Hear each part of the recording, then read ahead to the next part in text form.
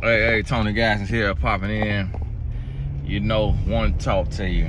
One thing you're gonna have to realize on your journey is that you can't please everybody. You ain't gonna be able to please everybody. And I want to share this with you because it's some things that we do. It's some things that you're gonna come into. It's some things that you're gonna do that later you're gonna look back and you're gonna say, you know, what did I do? Like, what did I do? Why did I do that? What did I owe this person? What did I owe that person? I didn't have to do this. I didn't have to do that. And you're gonna look back and you're gonna see a lot of situations to where you were operating from a place of inadequacy and trying to please everybody. And you have to know that you don't have to please everybody. That you can't please everybody. That you got to make sure that you are taken care of. Make sure you taken care of, and make sure you being loving and kind to everybody around you. Make sure you putting your best foot forward and let the chips fall where they may. Do everything that you can do and don't feel like you have to do anything else, because no matter what you do will never be enough for everybody. And it's important to remember that. And you cannot allow people's expectations that they place on you to become the expectations you place on yourself, if you know you already are holding yourself to a high expectation. Because that's one of the mistakes that we make in our lives. So I want you to know and to realize and to understand that you are called to some things, and you are here for a reason, and you do not know the full reason. You don't know the full extent of the reason that you're here. But the fact that you're here, the fact that you even watching this video ought to let you know, ought to be confirmation that you got a purpose, that there's a reason for you to be here. And it may be to impact one person.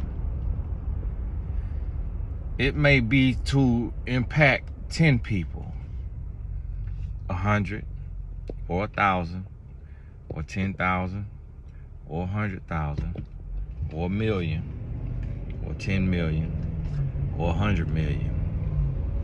You don't know how many people you call to impact. But what you have to do is you got to be sensitive to the spirit. You got to be sensitive to the spirit. You got to come to a place where you are very mindful of what you're called to do, of what you're here for. And you have to be obedient to the spirit. So if you feel in your spirit and you receive confirmation that you should start a nonprofit organization, that you should write a book, that you should become a life coach, that you should become a mentor, a consultant, kind of all the same thing, that you should move here, that you should get mentorship or coaching or counseling or therapy, be sensitive to the spirit and make the moves that you need to make to get you closer to your purpose. And remember that purpose is rooted in service. Purpose is not about promotion. Purpose is not about fame. It's not about money. It's not about clout. Your purpose is about you serving the world. You serving someone, or you serving a group of people.